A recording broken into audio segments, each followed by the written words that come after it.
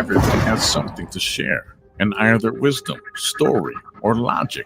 And it's clearly amazing to hear all the different missing links discovered by people unique to their own journeys and in how they have come to discover them. Together, we can help to build a bigger picture for a better future, for a brighter tomorrow. Let's stand united. Let's remove the veils and let's create a new world together. Are you that missing link? Join Jesse Hale on the Missing Link Talk Show as he helps to unveil the mystery through the unique wisdom and store of others. 3, 2, 1. Welcome everybody here back to the Missing Link. Today we're excited and honored to have back for the third time someone who was MIT PhD, inventor of email, scientist, entrepreneur, Fulbright scholar who holds 4 degrees from MIT, including a PhD in biological engineering, started 7 successful high-tech companies providing thousands of jobs in Massachusetts. His life has been about solving very tough problems by identifying the root cause, bringing together people to innovate real solutions. Welcome back to the Missing Link, Dr. Shiva. How are you doing today, brother? Good. How are you, Jesse? Doing very well. Why don't we get right into it? We got an hour here. So communism, what do you think that is, and how does that play a part in what's happening in today's life? Yeah, I think that's one piece of it. The other piece of it is to really educate people. Many people know that what we are focused on is to educating people. What's happened over the last probably 50 years is people use terminology or they don't use proper terminology. And there's a lot of confusion of what things are. So we really want to talk about, hey, John, what's the title? We did it on our end. Yeah. So there's a very, very close link, between Nazism and Zionism. And then the attack that's been taking over probably since, in the United States since 1950s against quote unquote communism, led by a guy called Joseph McCarthy. So we want to put this in a larger context. Because right now we live in an extraordinary time. The left is getting divided and the right is getting divided. And then, our campaign, Shiva for President, is the only campaign as president. I've come out as wholly against Zionism. So you have Zionism, communism, Nazism, Brahmanism. There's a lot of isms out there. So it's very important for people to understand this. But let me give you sort of the central thesis here. Most of fascist ideology, which I put Brahmanism, the offshoot of Hinduism, Zionism, which is not Judaism, Nazism, all of these are centralized on a very specific concept that a small set of people, a chosen few, or an Aryan race, or an upper caste, has the right to dominate using typically religious references or spiritual symbols, quote unquote spiritual symbols, right? To some higher forces or power, the right to obliterate other people, right? And subjugate them, enslave them. And as a part of this, these forces have the strategy of always dividing people up, okay?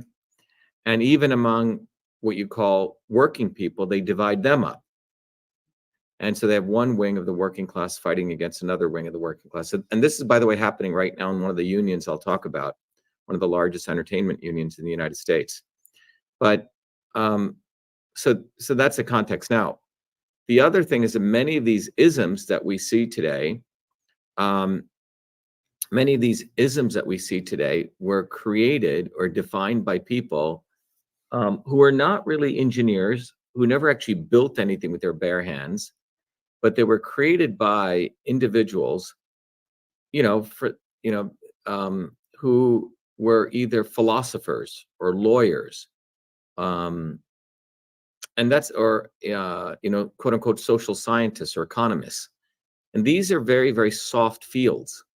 You can put forward all sorts of stuff, and they don't have to be congruent with what's physically taking place in the real world, the day-to-day lives of people. Right, so it's very important to understand. So if we go look at, for example, the works of John Locke, right?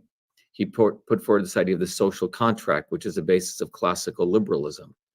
And it basically said, the state capital S, the state, exists to make everything great between all people, right? There's a social contract, and the state is going to come in, government, and it's going to just make everything fine, right?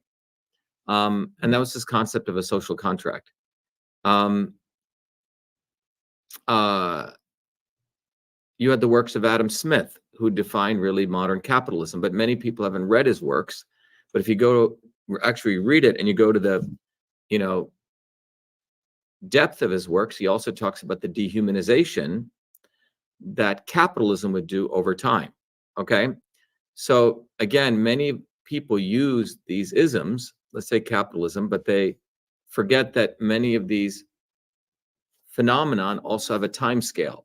So the capitalism of the 1600s and 1700s is obviously very different than the capitalism of the 1900s or the 2000s or the, the modern century, right? Or feudalism varies, right? So all of these phenomenon that people observed in social sciences change over time. So what you're defining is actually something quite dynamic. So for example, if you look at early capitalism, when it really was very, very powerful, right? It was very progressive in the sense it inspired people to act, to build roads and bridges and trade.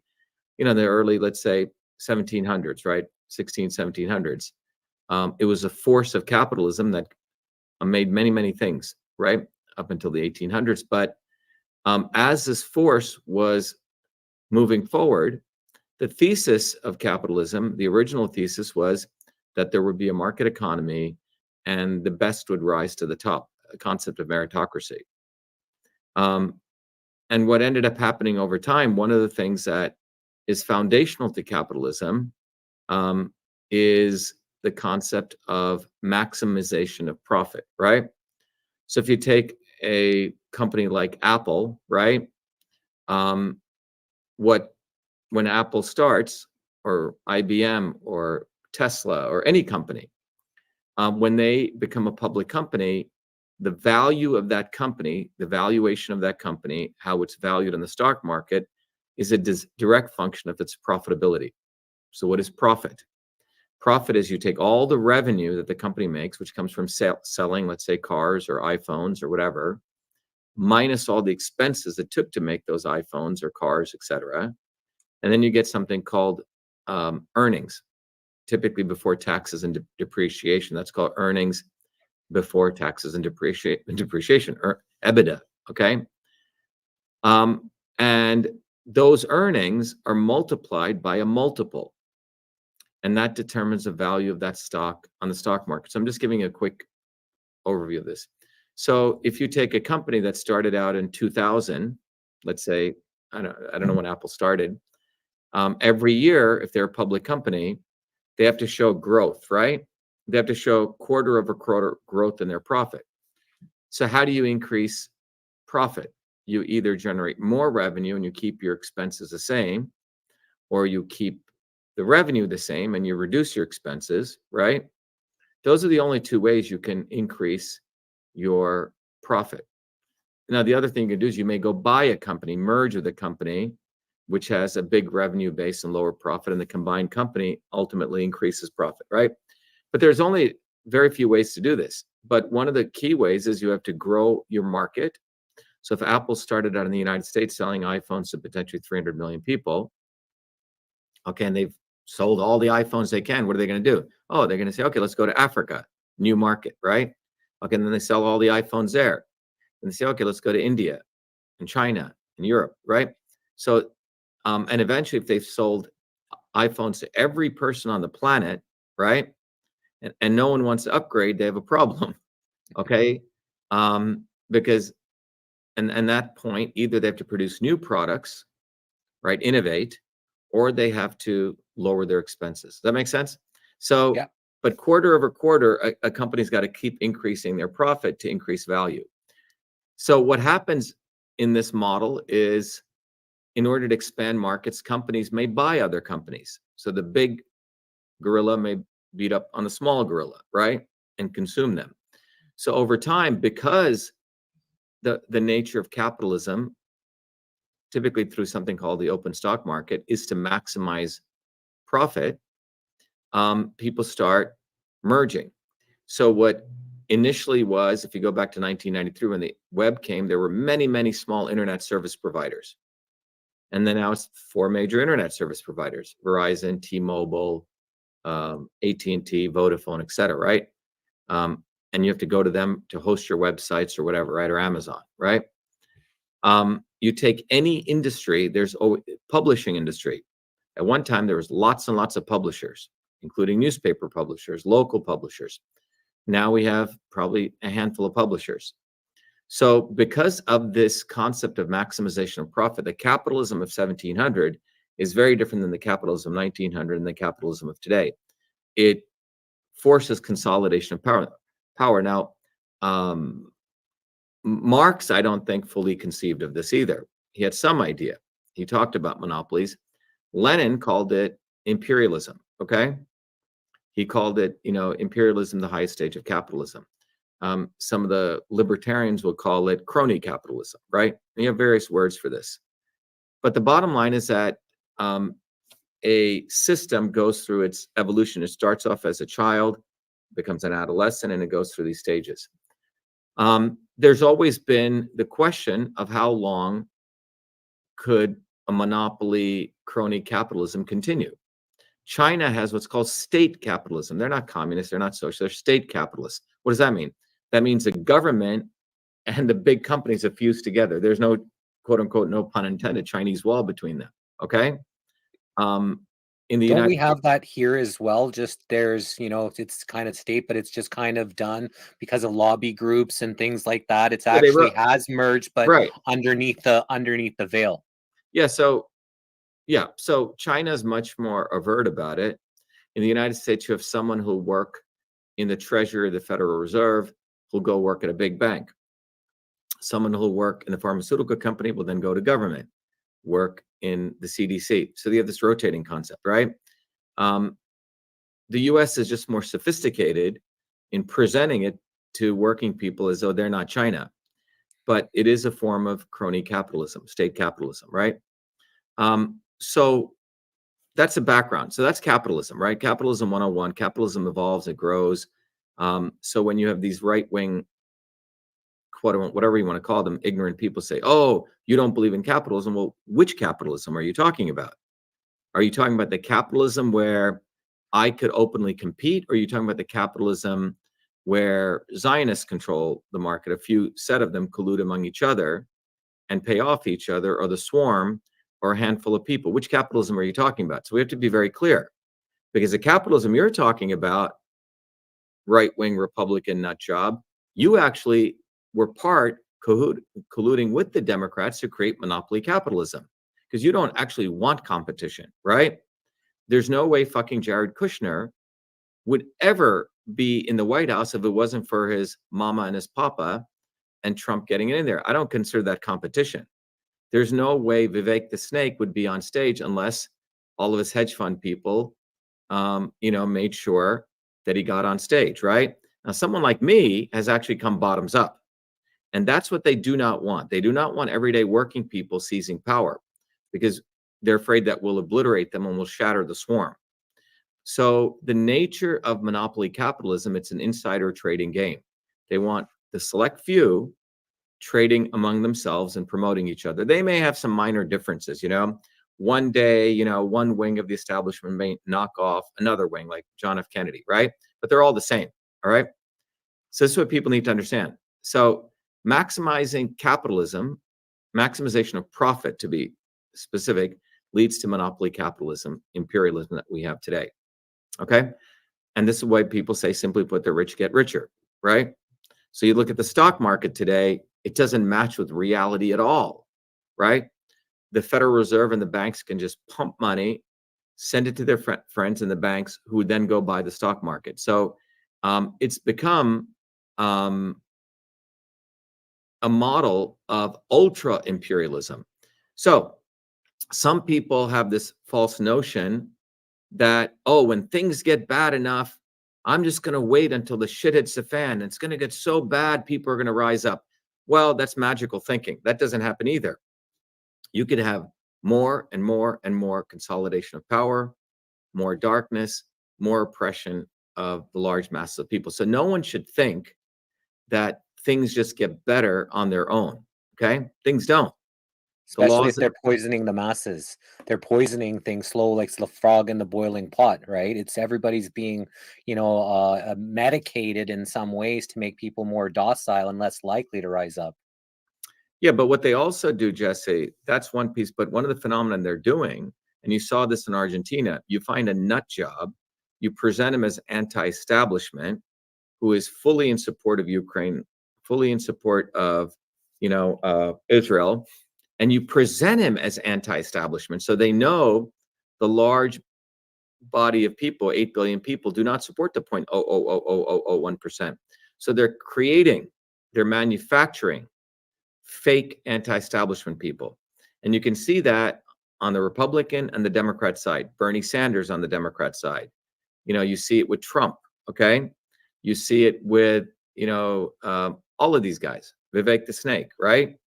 All these people. So they know they have all the data. They know someone like me will be leading a movement. They have that data. They watch all of us and they say, shit, we can't have this guy get any limelight, any view. So we're going to make him invisible. And we're going to find another brown skinned guy like him, promote him, who's completely part of the establishment. Or we're going to find a Trump who just says all this shit, didn't execute on any of it.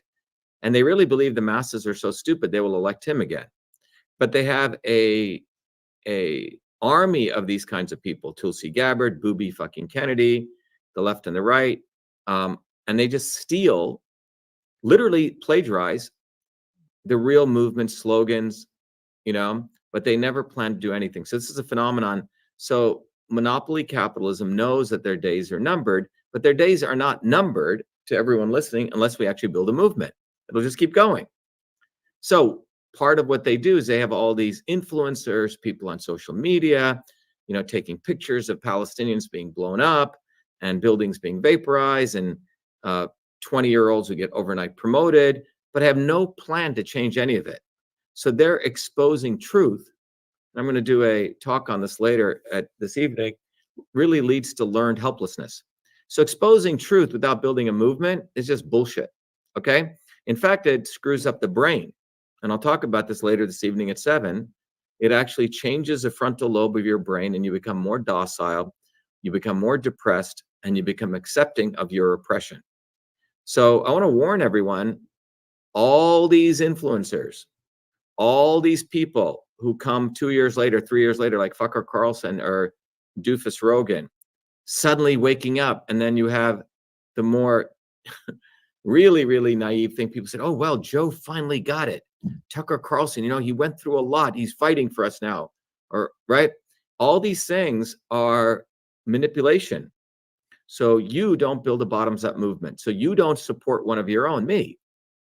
You start thinking, you start making excuses for them. Well, Booby Kennedy, I guess he had to let everyone had to be vaccinated at his home because his wife made him do that, right?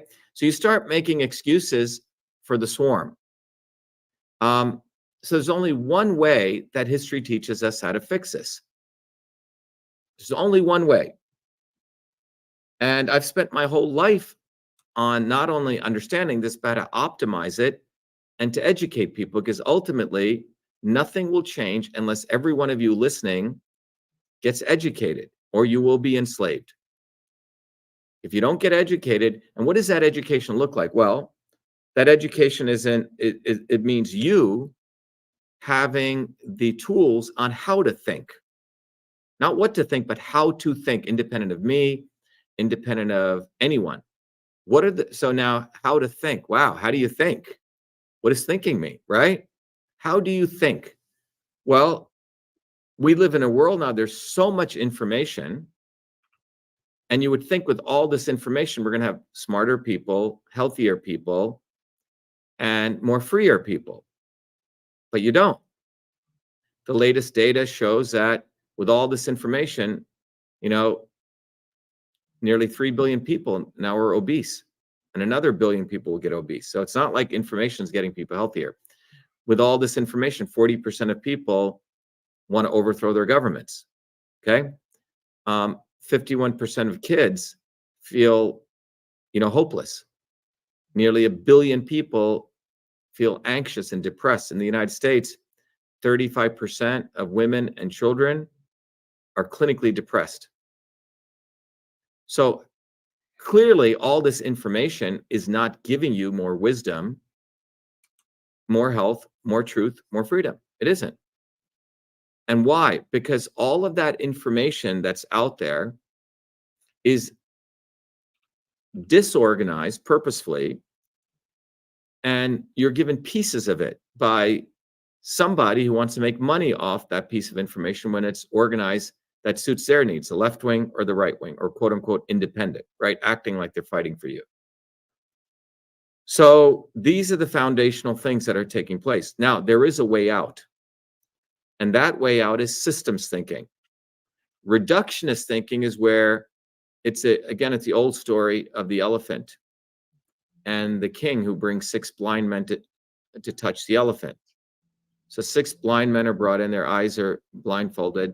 One touches a tusk and he thinks it's a spear. He doesn't see the elephant. One touches the feet of the elephant and he thinks it's a wall. One touches a tail and he thinks it's a brush. One touches the trunk and he thinks it's a snake. You see?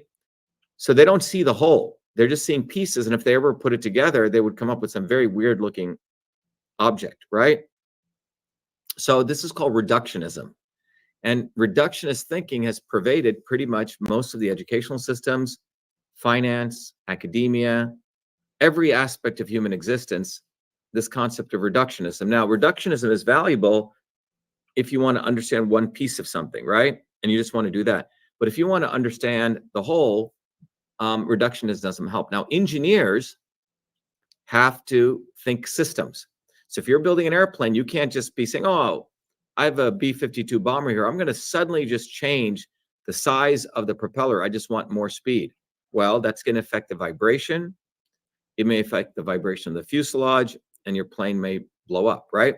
So engineers know the ankle bone is connected to the foot bone, and you have to, you can't just go, mechanics know this, good mechanics who work on a car, plumbers, a good plumber will know this, a good electrician will know this, right?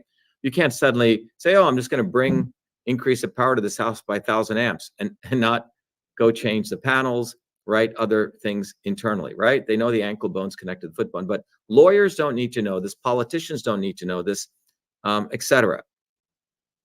And so systems thinking. I'm a system scientist. I'm an engineer, bunch of degrees. I built the first email system. I know how to build things, take apart things, analyze things, innovate things. Electricians know how to do it. A mother knows how to do it, believe it or not. Mothers are engineering systems people. They have to manage a whole household. Lawyers learn how to bullshit. Politicians are full-time bullshitters, okay? Their words do not need to match their deeds. And yet, we keep electing these morons. We keep giving those people access to the media. And we actively make invisible someone like me. Actively. They don't even want me out there because they know they don't even want to create controversy around me, you say? And everyone knows in 2020, because of the systems thinking approach that I trained people on, I'm trained on, we were the first ones to expose Fauci. We were the first ones to expose the election systems issue. We were the first ones to reveal in our very important lawsuit that the government has an infrastructure to every social media company. Long before the opportunists. Those opportunists never tell the truth at the right time. They tell it when it's convenient so they can make money off people. So this is the dynamic that is taking place. Now, we teach this dynamic to people, how the elites fuck you over. We teach the dynamic that those in power also create fake idols from them who will mouth quote unquote revolutionary phrases without any real oomph to it, you know? They will mouth words of truth or freedom or health, but they have no commitment to it. And then they want to make sure that you never look at their histories And if you do find their histories, that you're taught to, excuse them for some ungodly reason. Why? You start calling them by first names, Booby, right? Or Bobby, or, well, he's a good guy, said a lot of good things. You make statements like, well, do you expect everyone to be perfect? Right? So you come up with all this mind-boggling excuses for people who don't give a fuck about you. And this is part of the psychological operation that's taken place. Okay? So what's the solution? Well, history shows that when people, independent people, who actually do the work, who are not part of the elites, who are not part of their little clubs, mobilize independently in decentralized ways to shatter the swarm, that is when change has always taken place. And those in power, their entire, I would say 90% of their effort, probably even more, 95% of their existence goes as to making sure that you do not get educated to this phenomenon, that you are taught to suck them, to be a cocksucker to them. That's what they teach you. Now, I did a tweet a couple of weeks ago with a video that I was just talking, which says that, I'm the only presidential candidate who does not suck Zionist cock. And it's true. And I said that it may sound non-presidential, but it's frankly very presidential. So there is a eternal process of making sure people suck Zionist cock, particularly in the United States, that they suck Trump's cock, suck, Joe Biden, on all those fools who have done nothing for you. They've never had to live a hard life. They've never had to work their butts off. They've never had to build anything bottoms up. They were given stuff. All of these people are trust fund kids. They were given stuff. They compromise with the swarm. And they teach you that, oh, that's how you got to play the game. No, that's not how you have to play the game. So this is a nature of monopoly, capitalism. That's where we're at. But history shows when people wake up, and it happened in the late 1800s, it happened in the early 1900s, they said, fuck this. I'm a human being. I have dignity for myself. I'm getting up in the mornings. I'm actually doing work. I produce things. My labor is more important than capital. And I have power. And my fellow worker has power. And people started organizing. And those in power spend 95% of their time or more to make sure that you don't have respect for yourself, that you're watching stupid Taylor Swift and giving her awards. You're giving her, people are buying $90,000 tickets to go to her concert, that you think Kim Kardashian is some smart businesswoman, that you watch Hollywood, that you have very little regard for people who work their butts off, that you are taught in a mindless, relentless process that's recurrent to diminish yourself by not respecting those of your own kind who work their butts off. And this is what 95% of the effort of the elites goes into, through the advertising, through the leaders they present to you, through the media, et cetera, et cetera, et cetera. And it is always to diminish independent, truly independent-minded people like myself on our movement, which are growing explosively, by the way, independent of them. So they have to work very hard. So our movement is the most dangerous thing to them right now, because we're basing it on this concept of going back and looking at the 1800s and 1900s. And it was always about working people mobilizing independently. So if you go to the 1800s, late 1800s, the slogan was "Workers Unite." Karl Marx does not own that slogan, Jesse. The concept of there's two communisms: uppercase communism, capital C, and lowercase communism, lowercase c. And what do I mean by that? Uppercase communism is modern China, okay, which is not communist, but people think it's communist, right? Or modern Russia, or a lot of these state capitalist countries like North Korea, et cetera. Lowercase communism, let's talk about that. Let's have a real conversation about that. Well, one of the features of lowercase communism is the concept that of private property and personal property, okay? Very different. If I stitch my own shirt and I, make my own thing, that's my property. Even Karl Marx never was against that, but he was against the privatization of land or privatization of the air or a mountain. Someone saying, oh, I own that mountain over there. I own all the land. I own the air, right? And if you go look at very ancient cultures, what you would call, quote unquote, primitive communism, hunter-gatherer societies, it's very well documented. People should just go do research. So what is primitive communism? Well, there was a time when the way we got food wasn't you went to Amazon and you ordered something. There was a time when you didn't get food by growing something in a plot of land that you said you owned. The way you got food was hunter-gatherers. You went into the forest and you gathered berries, or you saw animals and you tracked them in migration patterns when human beings were nomadic. So the productive forces of human beings at one time, of how they survived, was in hunter-gatherer communities. They moved. They used to be in North America, then they moved down to the South. They followed the buffalo, right? And in those systems of production meaning how people survived, the relationships between one human and another human were significantly different than when we started owning property, and then when we started, hiring and firing workers. Let me explain that, okay? So there was a time when we were nomads, hunter-gatherers.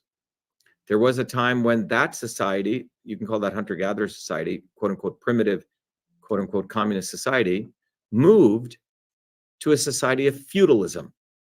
What is feudalism? Feudalism is, at some point someone said, hey, I don't want to be roaming around like this. I got a nice piece of land here. I've learned how to domesticate animals. I've learned how to plant a seed and grow it. So I've learned how to grow my own strawberries here, so I don't need to be hunting. And that was the creation of the agricultural system of production, no longer hunter-gatherer. And when the system of production changed, Jesse, the governance system changed. It became feudal. So the king, who owned a lot of land, took care of his subjects. He protected the borders of that village, and everyone gave him a little piece of the action of the land, maybe 10, 20, 30%, you see? And at that point, we went away from this primitive communist hunter-gatherer society to a society now of agriculture, feudalism, and the political system was monarchies. Okay. Now, in primitive communist societies, believe it or not, they were matriarchies. Women ran most of those societies. There's a reason for that. They were relatively egalitarian. There was division of labor. Like the strong person went and hunted. The women typically did the gathering. Not to say they weren't women hunters by any means. Okay. And then there was a point from these feudal monarchies, people started innovating. Okay. They started innovating things. One of the innovations was a steam engine. Okay. People started creating the concept of manufacturing. People started creating, ships, right? And boats. They started traveling.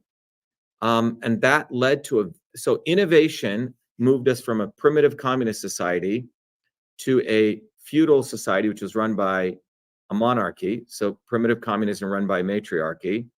The forces of production changed, and I moved to a feudal society run by monarchies. And typically there were kingdoms, right? All over the world. And then finally there emerged a very interesting group of people called the merchants, the capitalists. And they didn't want to be confined to they didn't want to be a serf just plowing the land. They said, hey, I'm going to go over to this other land. I'm going to take one good here and trade it over there and bring it back and forth, right? I'm going to learn how to manufacture things. And that led to what we have today called capitalism, okay? It was emerging capitalism. And capitalism was quite powerful. It was driven by, inspired by a certain level of greed. Christopher Columbus was driven by capitalist forces. Why he left, Spain and Portugal and came to the United, because he was promised land he could have, and so on. All right. So capitalism, I've already discussed that, evolved into the superstructure that we have today. But the key thing to remember is, in the quote unquote pure communist model, there was no ownership of private property. So if you go talk to the Iroquois or the Dravidians of South India, when you say you're going to own like a piece of, it doesn't compute to them. It's not in their psyche, you say? And you'll see, everybody just shares the land. You just kind of share all the resources, share all the land. Is that the kind of, well, it's not even, it's the word shares. It's not in their vocabulary. You see, the key thing that I've just shared here, Jesse, is that the notion is, this is a very deep concept, our consciousness, how we perceive everything around us, consciousness, is a direct function of how we survive. Let me repeat that again. Our consciousness is reflected in how we survive, how we produce and make goods. And this is quite extraordinary, this insight, right? That some of these social scientists did observe, okay? Our consciousness is not something that sort of poof, this comes out of nowhere. Our consciousness can change. So if you were living off the land in communities, right, where you were nomadic, where you had to survive, your consciousness is not of ownership of land. You don't even think that way. You see? So I'll give you an example. In the Tamil language, the language I speak, which has an ancient history, to the Dravidians, who are the ancient people of India, who are very similar, believe it or not, to the Iroquois nation. Again, and it was matriarchal. So in much of my language, I'll say, please come to our home. The pronoun is our. It's actually very disrespectful to say my, okay? If you look at the Mongolians, who travel around, when they built one of their yurts and they're out there hunting, and let's say someone comes in and eats all their food, they're not angry, they're quite happy. Wow, this is great, someone enjoyed my food. So we have to understand our consciousness of ownership, how we perceive our relationship with other human beings is directly related to how we produce food. And this is why, in a very juvenile way, people say, well, we're all born greedy. It's not true. The brain, our existence is actually quite plastic. It's quite malleable, okay? So this is a very important central. So during that stage of primitive communism, there was division of labor. People shared their food, but they didn't have this. I mean, it's not like someone went and killed a buffalo and they made their own buffalo thing. That was theirs. That's personal property. But you didn't say, oh, I own the air here. I own this land. You see, that wasn't in people's psyche. That's why if you read many of the poetry of the American Indians, what do you mean own the land? The land is for all of us, you say? So this is very important to understand. The words, the language is thought. If you go look at the pronouns and the language these people use was very, very different. It's quite interesting. It had a structure. The structural matrix of their language and their thought was a direct function of how they produce goods. You'll find it fascinating, as an aside, people who get very, very depressed, in American culture, run down and depressed, and they're on drugs. They found you just take those people to a farm and you get them working, all their depression goes away in 90 days. So it's clear, you reap what you sow, right? How you work, how you produce. You notice some of the happiest people in the world are people who actually make things, build things, because they know they can stand on their own 2 feet. The people like all these other numbskulls who manipulate working people, they're actually stressed, very, very spineless, insecure people. They don't know what will happen to them. They can't make probably their own food. They probably can't even make their own lunch. They probably can't fix anything in their homes. They're totally dependent, yet they act like they're so independent. Okay? All of this class of people, okay, the 0.00001%, they're actually very weak. So they have to spend an extraordinary amount of time boasting about their wealth, demeaning other people. Okay? So that's what primitive communism was. It was this notion that, and by the way, in places like Sardinia, if you have a chance to go there, you see it still exists. So 90% of the land of Sardinia, which is a big island off the coast of Italy, is owned by all the people. It's communal land. And in 2007 or something, the Italian government said, oh, to the Sardinian people, we're going to make this all national parks, nationalize it. Nationalization is not, quote unquote, lowercase c communism. This is, again, what happens. So when, after a quote unquote revolution, the leaders say, we're going to nationalize everything. That is not, that means the government now owns that, which means the elites again. You say, this is where people get confused. Ooh, and that becomes capital C communism. True lowercase c communism, which has existed throughout history, you know, is when it is dispersed. It's you don't even have to, there's no, it's not like the government owns it. It's everyone's. So when the Italian government tried to nationalize through the national parks, people revolted. So in Sardinia, if you go, you know, and if you want to be a shepherd and you say, oh, this 20 acres, I'm going to grow sheep on, great. But after you die, it doesn't mean your son, Jared Kushner doesn't get the land, right? Or Joe Biden's son doesn't get it. It just goes back to the people. So you're able to use it, right? Produce meat, you know, help other people, right? You're able to make money off it. But when you pass on, the land goes back to the people, you say? So this is a very interesting concept, right? Now, most of Karl Marx's work, and by the way, 90% of people who comment, probably 95, probably 99, who make commentary about communism have never even read Das Kapital. That's what's so fucked up, okay? And if you actually read Das Kapital, even in chapter 1, sounds a lot similar to Adam Smith, actually, who has defined capitalism.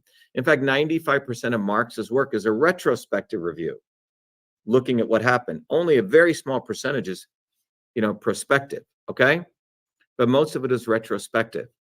But his view from a human standpoint was he felt that every individual wants to pursue some dream that they have that defines who they are. In some ways, it's actually a very humanist concept. And the idea was that in order for you to pursue your individuality, your fullness of your skills, the state should not exist. There should be no state. Okay? And that was the thesis. And that the state, very different than classical liberalism, was created not to create a kumbaya, not to make everyone feel great like John Locke taught, classical liberalism, but actually to make sure that with the military, with the army, that the state would make sure the rich got richer and the poor got poorer. Its goal was to shove under the rug the class contradictions through the force of authoritarianism. And then the question came, Jesse, how do you get rid of the state? Okay, it gets very interesting.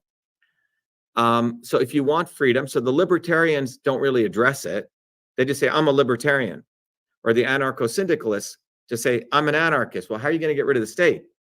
This gets very interesting. So during the time right before the Bolshevik Revolution in Russia, when working people were rising up, and this was a very, very interesting set of discussions that took place, okay? So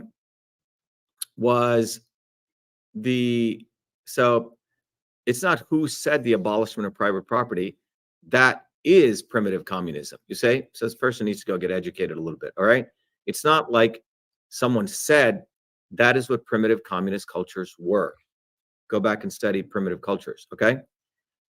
That's where a lot of this came from. So the reality is, how do you make that occur now? So if we go back to this state, that when you consolidate private property, right?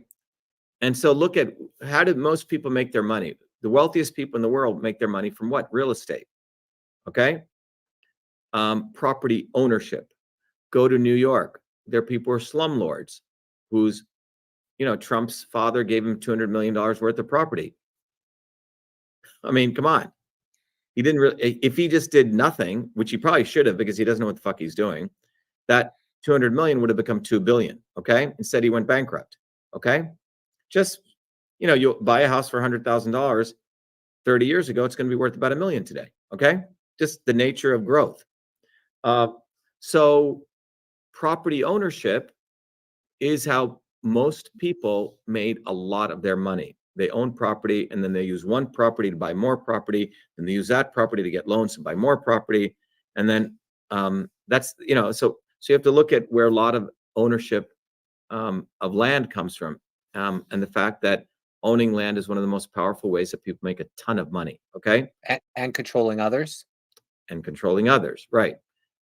Now, contrast that to whether you're a Native American or a Dravidian or an Iroquois or a Mongolian, you're just moving around. You don't have the concept of your goal is I got to hunt, I got to gather, I got to hunt. The concept of owning land, and this may be very hard for people to conceive of, but if you can, that concept never existed. That is what is known as primitive communism, right?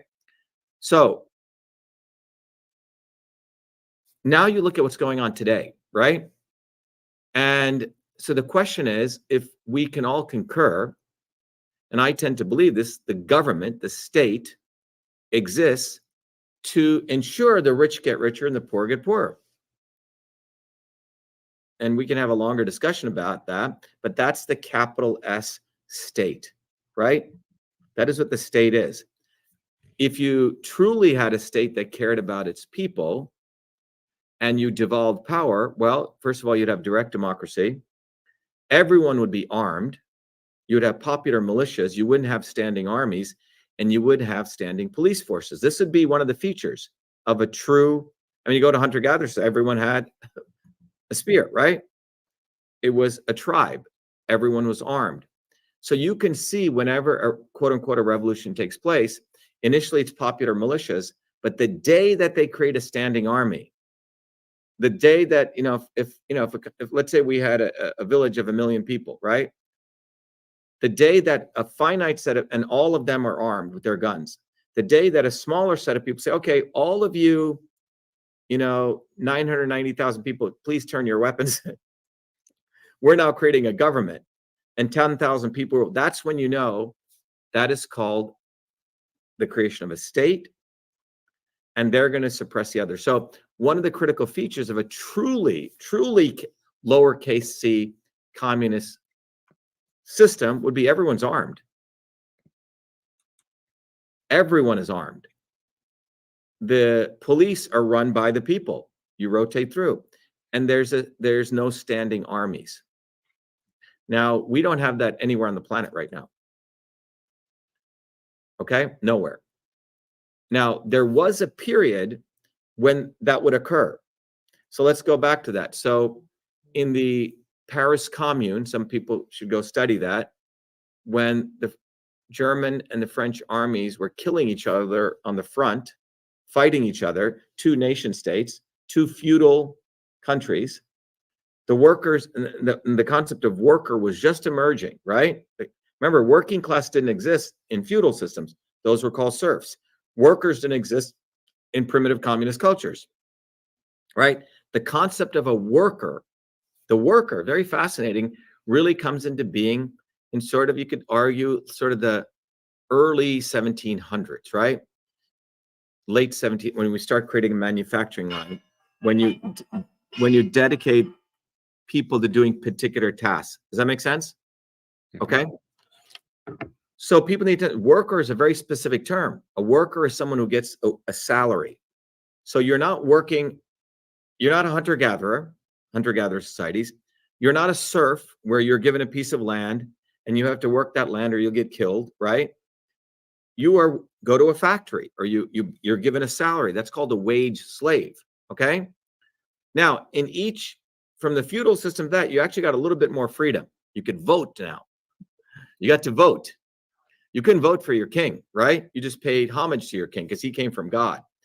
But in a capitalist system, they created the concept of democracy, but it was democracy for the wealthy. Let's be clear. They gave you a little bit of rights. They called it representative democracy, not direct democracy, because you had to go through the elites. So you cast your vote for an elite, and then he voted. That was their check base. They didn't want the masses controlling, right? So they said, oh, why don't you vote for Jesse? Jesse will take care of you. But Jesse's controlled by the elites, and that's what we have today. So you would call this, swarm democracy. okay, you would call it sort of a flavor, but it's really not direct democracy. They don't Right, want because to give you, if your yeah, vote mattered, then they wouldn't be allowing you to vote in that type of system. right. So they funnel you into these intermediaries, you see, and they hopefully will vote for you in these things called legislatures. So some people call this bourgeois democracy, right? When we have all the technology today to vote directly, we do. You know, why do you need all these representative idiots, right? You have enough education. If anything, people should be educating people on an issue, left or right, and then you go vote directly on every issue. So that's what it should go to, and we have all the tools to get us there. But why aren't we there, right? So in a truly communist, lowercase c, and you go back to primitive communism, people would get together in their tribe, and they would have discussions, and they would vote by consensus. Now, women ran these societies because women were the ones who were managing the affairs of state in many ways, from a, you know, skill base, because the men were out there predominantly doing the hunting, right? So the women had to make sure the village was kept, right? The children were educated, that kind of thing, right? The societal structures, they were part of that societal structures while the men were out, you know, busy Yes, doing it their was part of things. the natural. And it's what's interesting is many of these primitive communist societies were polygynous, not gamous, Guinness, Gynous. A woman had multiple husbands. This may be hard for guys to digest this, but it goes to the natural state. If you go to the natural state of a lioness, multiple lions may impregnate her. But you always know the child, not from the male, but from the lineage of the woman. That's why they were called matriarchal. So many of these hunter-gatherer societies were indeed polygynous. You know, it's just because they were living in harmony with nature, men would move from one woman to another. It wasn't like some sexual thing. It was just the nature of things, of how those structures existed. You see what I'm saying? It was just sort of the survival model, right? Feudal societies, when we moved from hunter-gatherer, when someone created the plow, and when someone said, I can domesticate an animal, things changed significantly. What happened then? So when we created the plow, so you may have been hunting and gathering, you know, for thousands of years, Jesse, and one day someone creates a plow. What happens then? You say, wow, I don't have to hunt. I own this piece of land. And this is when the word my comes into the vocabulary. My land. Now you own this land, and let's say you're the strong man. You got to have women, right? Why? Because you needed children to inherit your land. And believe it or not, the concept of the last name comes in then. So if you go look at, again, remnants of this in the Dravidian culture that I come from, my name in India is just Shiva. Or if you think about in the American culture, you know, sunshine, like the ancient American Indians used. It was just a natural name. There was no lineage, okay? And that's your first name. So your first name would be your name. Yeah, that's it. So when I came to the United States, and in fact, if you look at India, particularly in South Indian culture, they're the remnants of this. It would be V.A. Shiva, Shiva, son of Ayyadurai, who had a first name. When I came to the United States, we didn't have a last name. So we had to take my dad's first name and make it my last name. That's why you see Ayyadurai there. That's my dad's first name. So my dad didn't have, so his name became Ayyadurai because he had to make him a first name because he already had a, so anyway, it's confusing. But the reason I bring that up is the concept of the last name feature was created to pass land on.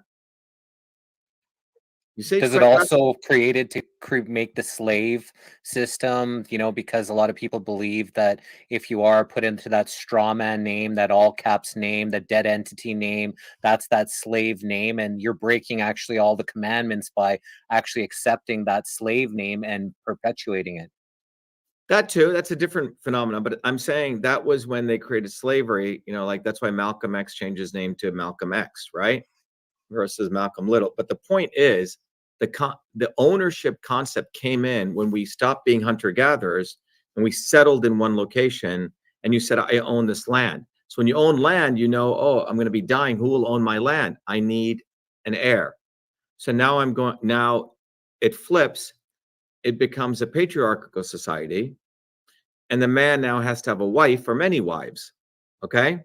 And they carry his last name, okay? And then the land is owned. You have the concept of wills and trusts and probate, and all this stuff starts happening. And then you have one guy who owns a piece of land. He's going to marry another woman whose father owns land, and you start having empires, right? Because so now it's fascinating. Now look at it on the social level. In primitive communist cultures, people moved from one mate to another mate based on what some people call sex love. It was an attraction and love, right? Is in its most primitive form. In the agricultural societies, that gets diminished and it becomes business relationships. So two families would marry, and the man would have many mistresses, and potentially the woman, because these were business arrangements. There wasn't really love in these relationships. Victorian culture was this. Indian Commonwealth culture became this: families get married, right?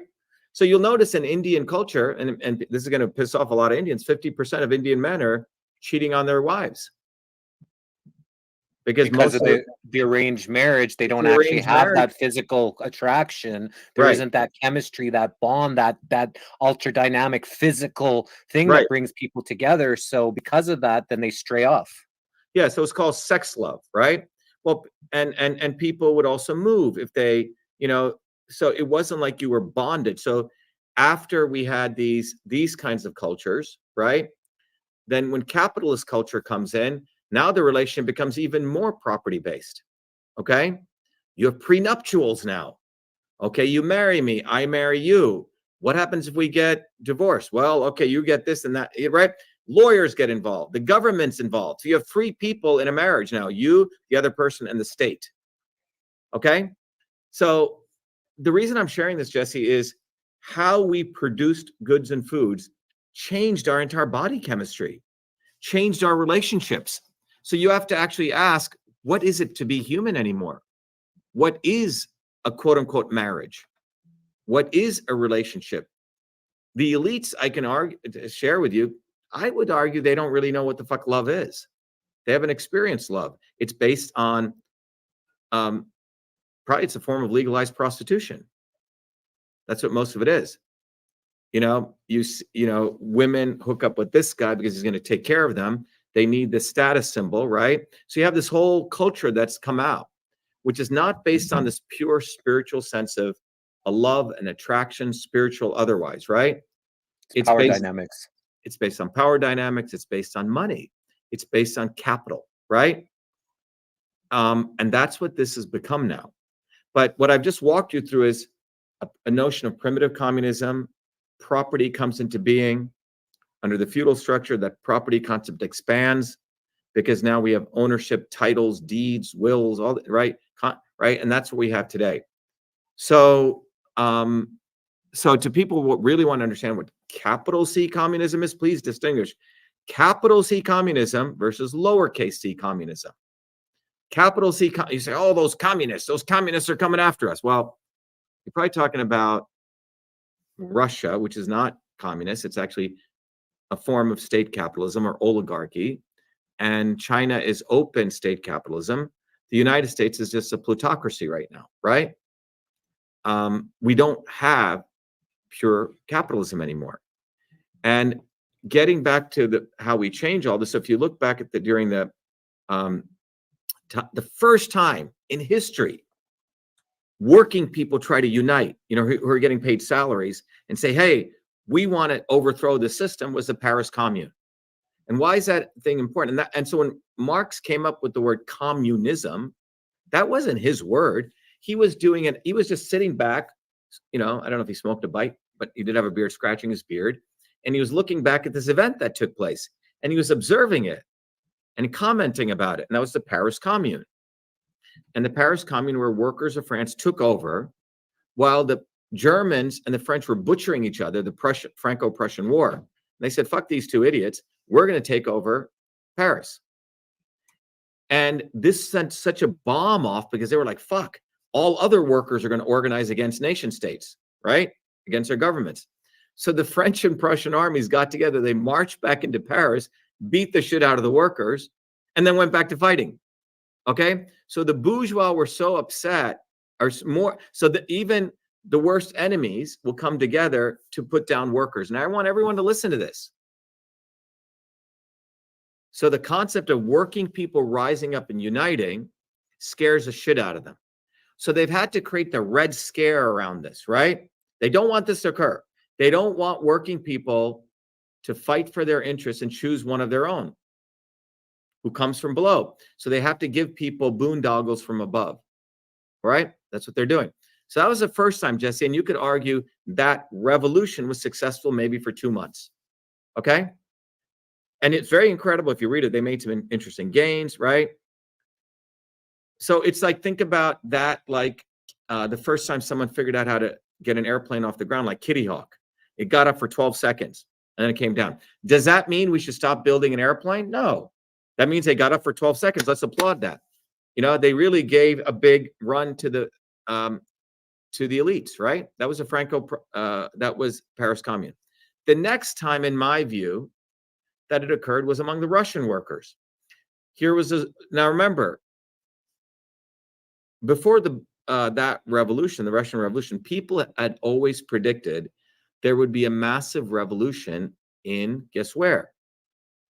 Germany. Because Germany had manufacturing, factories, people, there's a lot of consolidation of the working class. And people thought a revolution was going to come in Germany. It didn't. Lenin, and even before Lenin, there were many, many uprisings of workers all over Russia. Okay? And when the Bolshevik Revolution took place, before it, there were two trends.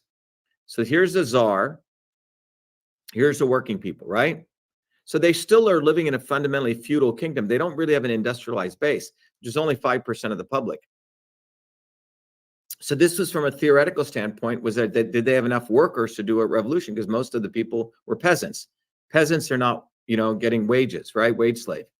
So in that period, there were people saying, look, we don't need to overthrow the Tsar. We don't need a revolution. We can work with him. He's a good guy. Let's just figure out a way. We don't need to overthrow him, right?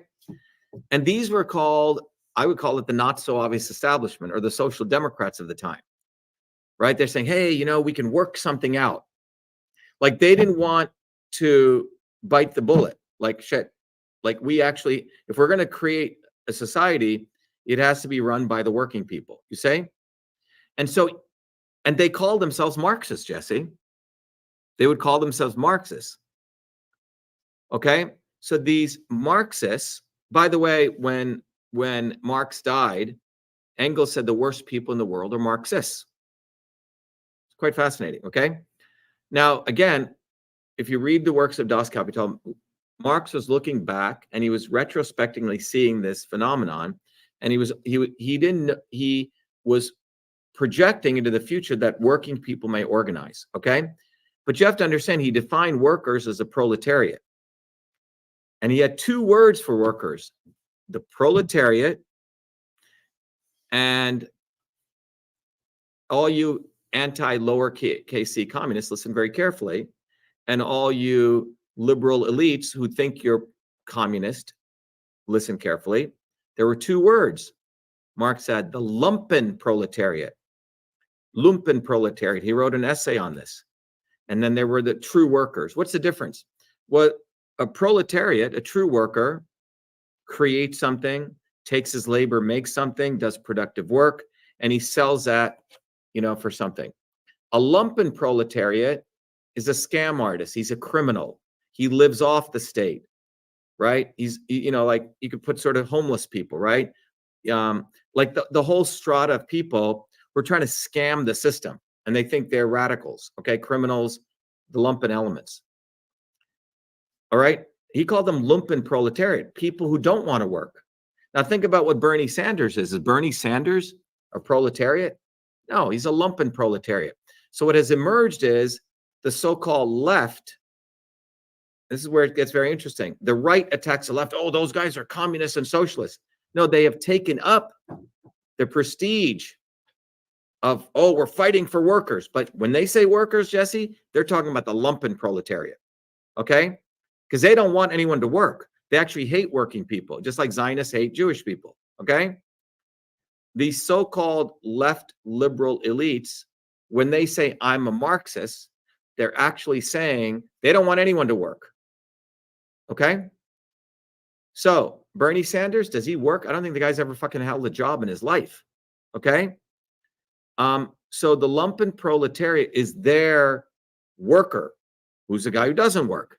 So they actually hate workers, the people who actually do the work. So the right wing attacks the left wing saying, oh, they're communist, right? They're not. They're actually anti-worker. And then this gives the right to the right-wing Republicans to fuck over working people, okay? So they get to be exploitative. They use that justification, oh, we're fighting communism. So they're just using that rationale to say, I'm going to fuck over working people. I'm going to make sure we bust their unions, they don't get any wages, etc. Right? I'm a very smart capitalist, you know? I kept my, that's what they're doing, okay? So this is so lumpen proletariat and proletariat. So when people again say, what is communism? Well, which communism are you referring to? The Marxism, communism of Bernie Sanders? Or are you talking about the concept of the true proletariat who work for a living and produce stuff? So this is the dialectic that's been created. So in the late 1800s and 1900s, the proletariat in America took up the slogan, workers unite. By the way, Karl Marx doesn't own that slogan. That's existed probably since the time of Pharaoh, right? So workers unite is not owned by Karl Marx. Karl Marx was reflecting on the Paris Commune. And he, by the way, a lot of people don't know Karl Marx was actually a journalist. He used to work for the New York Tribune. He was in the United States writing. He was actually a writer, okay? He was a journalist. So if anything, the Communist Manifesto is a retrospective review of the Paris Commune, and it was just reflecting their slogan, which was workers unite. It's not his, he was just reflecting on this, okay? So you have to give credit where it's due. So in the late 1800s and early 1900s, American workers started organizing because the conditions in the United States were quite abusive to the proletariat, the true workers. Child labor, they couldn't get proper food. I mean, go rat-infested neighborhoods, you know, plague-like conditions, right? So they started organizing, and it was called the Great Upheaval. Women in Lowell, Massachusetts, women in sweatshops in New York, men joined them. And these movements started rising and rising, and they scared the hell out of the elites. And those movements forced the elites in the 1930s to give people, okay, I'm going to give you some pension. Okay, I'm going to give you some roads and bridges. Okay, fine, your kids, I'm not going to make them work. I'm going to eliminate child labor. Okay, we're going to build infrastructure so you get some plumbing to get water, right? All of that stuff came from these militant, powerful movements. Okay? Yes, and by the way, Bernie Sanders is a fucking Zionist Israeli citizen, all right? Anyway, but you have to understand the bamboozling that goes on is projecting him as though he's a worker and fighting for workers' rights. He doesn't even know what a worker is. But anyway, so as these movements came up in the 30s, Jesse, there were many, many victories. Millions of people, blacks and whites, were on the streets protesting. You know, close to 100 million people, 11,000 strikes. And this really, literally put a gun in the head of Franklin Roosevelt, who was a racist scumbag. He was an elite. So then he did the New Deal. Said, okay, we're going to give you some shit. Because they knew if they did, they were going to have a revolution in the United States. So as that progressed by the 1950s, a scumbag by the name of McCarthy, Joseph McCarthy, who was a senator from the state of Wisconsin. By the way, in the state of Wisconsin, 7 American workers were shot for fighting for the 8-hour workday. 4 American workers were hanged in the 1800s fighting for the 8-hour workday. And all over the world, in commemoration of those American workers, it was called May Day. May Day comes from America. And now no one in America celebrates it. And they're taught that's a capital C communist holiday. It was a lowercase c, if anything, in commemoration of those hardworking American workers. So McCarthy branded all these movements, Jesse, as uppercase communist, uppercase, coming out of Russia. That surely Americans are just dumb people. They will never fight for their rights. They must be told by Russia to fight for their rights. And that branding created the right wing, the Red Scare. But it was really done to make sure people didn't organize workers' movements bottoms up. And the force of the police, the intelligence agencies, started going after everyone who would ever dare raise the slogan, Workers Unite. Zionists were involved in that. The Nazis were involved in that. The fascists were involved in that. Okay? And it's interesting, that's right around 1950 when the state of Israel is being created. This is no coincidence. So the attack on workers begins in the United States. At the same time, you have Zionism growing. Okay? It's no coincidence. So there was an active effort by the right wing to brand all of these movements as communist, right? And on top of it, they spoke to people like Bernie Sanders, or the Kennedys, and said, okay, now there's a vacuum in leadership because we're cutting the balls off the true workers' movements. You guys go run those unions, okay? And Booby fucking Kennedy does this. Whenever movements come up, he sends his people there and he takes over these movements. And then he suppresses them and he controls them. So the left's job was to take over these emerging organic movements. So the right wing called all of these movements communist, capital C, and the left's job was to take over these movements and to give the illusion like they were fighters. So this is where this is where the theater begins. The right wing attacks communism, don't form movements. The left wing says, we got it all under control. Bernie Sanders, I'm fighting for workers. The not so obvious establishment. And by the 1970s, there were no more strikes in the United States. So between 1900 and 1970, there was a very powerful workers' movement in the US. 11,000 strikes, 250 million people on the ground. After 1970 till today, maybe 900 strikes, maybe 2 million people took to the streets. And what happened economically during that first period, 1900 to 1970, as the American economy grew, everyone's wages grew because people were fighting. They wouldn't take bullshit. Between 1970 till today, the wages of the first and second income quartile, okay, have gone down, okay? That's what's happened. The income quartiles of the first and second income quartiles are diminished because there's been no movement. And all of these libertarians, communitarians, whoever the fuck you want to call them, none of them want to build a bottoms-up movement anymore that is militant and wants to mobilize workers to ultimately overthrow the swarm. They don't want to talk about that. They want to couch it. Ooh. So I'll give you an example of that. In the anti-Zionist movement right now, what did the liberal elite say? Cease fire now. Peace now. So you have the obvious Zionist hoodlums.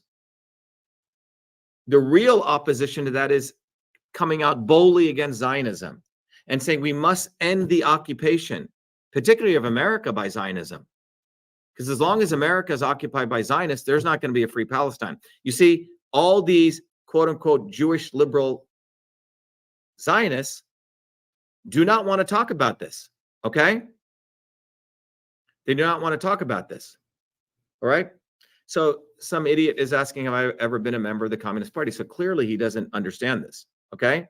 He's talking uppercase C. He doesn't have either the brains to understand this, and he should probably go listen to the video again. We're talking about a phenomenon of society develops. And so what I want to do, Jesse, is I just want to grab some water. I want to play a video that, I think I played it last time. That'll help people it's sort of what we need to do. And there's a piece of this video which has, and if people go to truthfreedomhealth.com, they'll understand it. So the future is about learning how to think systems. And let me put this up there. I think I have to, 1 second. I think I have to check the box, right? So I can hear the sound.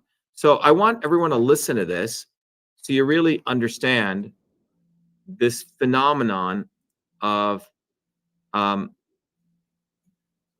so this is on. So 2 things, homework assignment for people, if you're serious and you don't want to be lazy, and the reason we're in this condition is because people are lazy, I've made it easy. Everyone should go watch this video, Shatter the Swarm.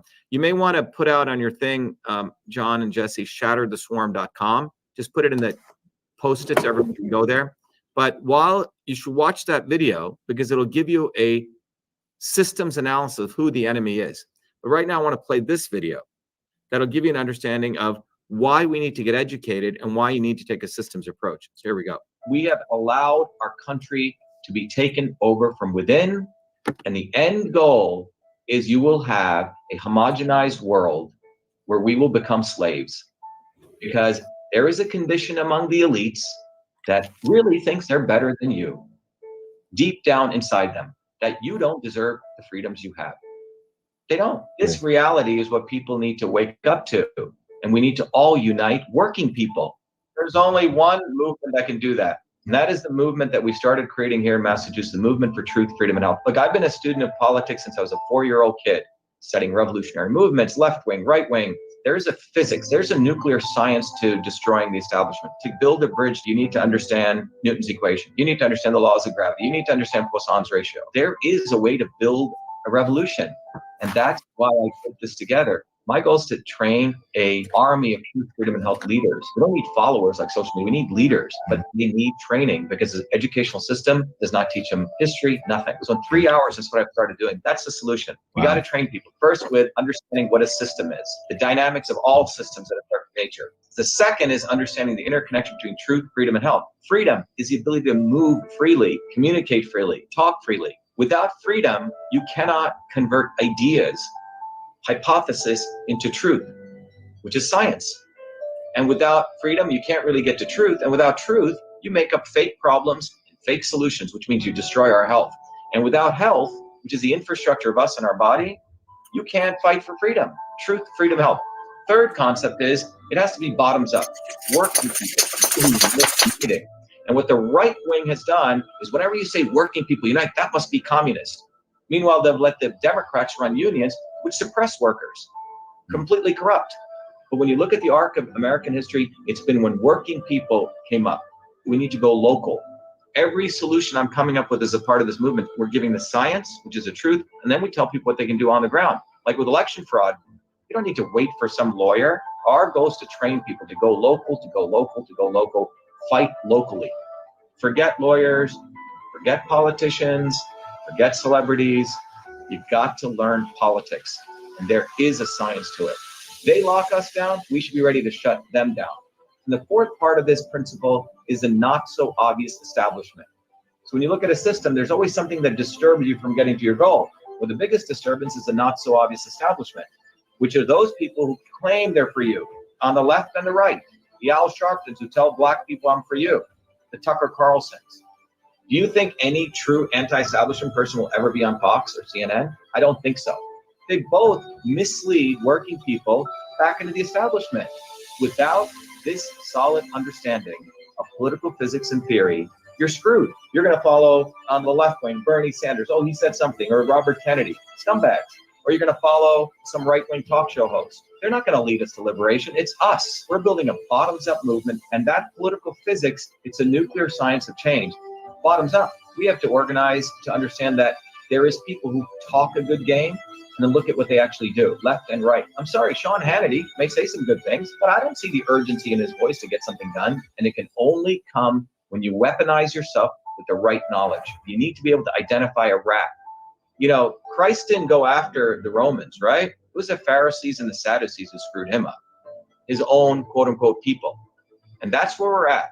So these four concepts I've built into a curriculum where people can go to truthfreedomhealth.com, and it's an educational program. We need to train people in political theory. You need to have physics, and I've created that curriculum.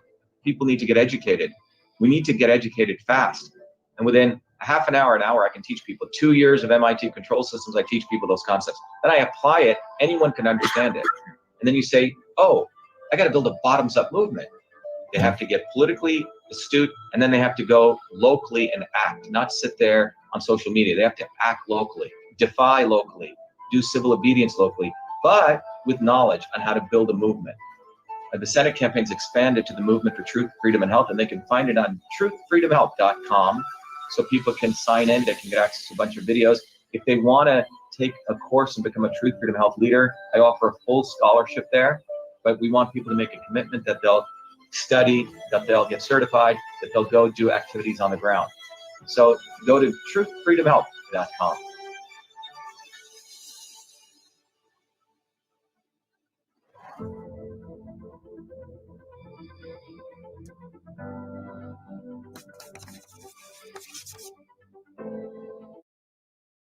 So anyway, Jerry, Jesse, the reason this is important is that everything I've shared today about talking about these phenomenon, classical liberalism, right? Libertarianism. If you talk to all of these people, they can't give you a material, physical notion of what this is. Because most of this, in fact, all of it was created by philosophers. It was in the 1900s. So in some ways, you had John Locke trying to understand the world, right? Thomas Paine, right? You had Adam Smith and Karl Marx or Bukharin, right? The anarcho-syndicalists, right? And all these people, right? The Austrian school. But again, they're looking at the world from an economist view, from a legal view, from a philosophical view, not founded in, let's say, hard natural principles of, like as principles of as this pen falling to the ground. Well, that is what I uncovered, okay? And I uncovered that from system science. So engineering system science is what pretty much of anything you have in the world today comes out of an engineering system science, okay? And what we need to, so someone asked, how can homeless people be scamming? The point is, homeless people are not the proletariat, okay? They're, anyways, they're like ultra victims who are used by people like Bernie Sanders, okay? But a homeless person is not out there working at a job and making a pen, right? Or creating something. So the notion of the proletariat, they're more the lumpen proletariat, okay? So that's the point, right? But Bernie Sanders wants to, he would like to mobilize homeless people and say that he's helped. He wants more homeless people, okay? He profits by having more homeless people. It's a poverty pimp. But helps his cause. What's that? It helps his cause. It helps his cause. The more homeless people, the more criminals. That's what they call the workers, right? And our workers are being screwed. No, those he profits from, just like Zionists profit from more anti-Semitism, because they can say, oh, see, you're being attacked, therefore come our way. Let's go butcher these people over there because these people are abusing you. But anyway, it's a very fucked up logic. But the point is that that it was only in the late 1900s and mid 1900s that the concept of understanding large-scale systems started to emerge with thermodynamic theory, right? With engineering control systems. So what I'm saying is, if we as humans want to look at this problem of how do we actually build a movement, it's as physical as building this pen, right? There's a lot of technology in this pen, by the way, okay? What do you do? How do you create a movement? And what I'm here to share is that there is a physics, there is a dynamics that is as powerful as the systems and the dynamics that is needed to get an airplane off the ground, Bernoulli's principle, or to create wireless communication. You needed Maxwell's equations, right? You could talk all day, but that's where these things that we see in the world, in the real physical world, came into being by scientific understanding. And that is what my life has been about, understanding those systems. And to those people who want to get educated and become truly forces of change, are not going to be able to do that without systems thinking. And you have to put in the time. You can't just mouth off all sorts of nonsense, you know? So whenever you see all these people talking about isms, they're not founded in anything real. It's just people just pulling shit out of their ass, frankly. And you can't have a cogent discussion with them because they can't bring it to something real. So they just talk circles all day. So that is why systems science, this microphone is driven by systems. Everything we have around us comes out of engineering system science. It's real, it's understandable. A plumber understands it, an engineer understands it, an electrician understands it. And that, to me, is what, if we want to build a movement, like if you want to build an airplane, how are you going to build an airplane without aeronautical training, right? How are you going to build a movement without a physics? Then you have the science, then you do the work, and then you have a clear vision, right? Truth, freedom, health. So that's what this is about, Jesse.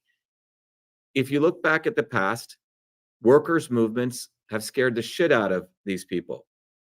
So they try to label them, to those people listening, capital C communism. They don't surely want to talk about the phenomenon of working people organizing and demanding their basic freedom. So I'll give you an example right now.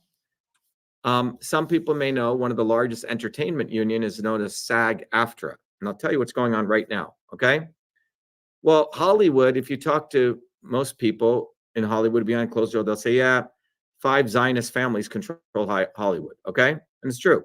So Hollywood is controlled by Zionism. So Zionism is here, and you have this union which has existed. Recently, it's called SAG-AFTRA, and it's about 160,000 workers, okay? Now, within that union, they have 2 types of workers that they purposely created, Jesse. The 0.0001% of the workers who are the elite workers, and they call them A-list actors. Tom Cruises, the Clooneys, a few people like that. And then everyone else. Now, what's interesting is when the events of October 7th took place in Palestine, 2 petitions came out in Hollywood. One petition was, let's keep butchering the Palestinians. The other one was, stop butchering them. Guess who were the signatories of the first one? Mostly the A-list actors. And the others were sort of the B and C list. Very good, talented people, but they're not part of the clique, you see? So Hollywood controls Zionism. Now, it gets even more interesting. So one of the biggest phenomenon that's going on that could be seriously against working people is AI, artificial intelligence. So let's say so what's happening now is the question, there was a strike that recently took place, and they should keep striking, frankly, was the following. Can an actor be replaced by an AI version of that actor, like an AI object, a synthetic performer, or they call an AI digital replica? I mean, the technology has gotten so fucking good, man, that you can literally make your face, your voice, and you could literally create a Jesse. You end up becoming a sock puppet. Okay? So complete movies they can do like that. All the extras they can do on that. They don't need, all these other actors. So if they're going to strike, they can literally say, look, we don't even need you anyway. So take a hike and have, thanks for all the work you put in. Right. So this is a very important thing because this is the future of things to come. So a finite set of the Hollywood studio bosses have, and so when the actor struck, the A-list, so in the quote unquote, so the union leaders are trying to shove down the throat to all the other 160,000 actors. Okay, we got a good deal for you. You know what the deal is? Here's the deal. And I've read through this. It says the studios have the right to create digital replicas of you. And they have the right to take thousands of faces of you and create synthetic people. Like they may use your eyelash in one, my mouth, and they can literally create characters that you can't recognize. They have the right to do that. And if they create a digital replica of you, you can go negotiate with them for compensation. That's what the union's supposed to do. So who has a lawyer?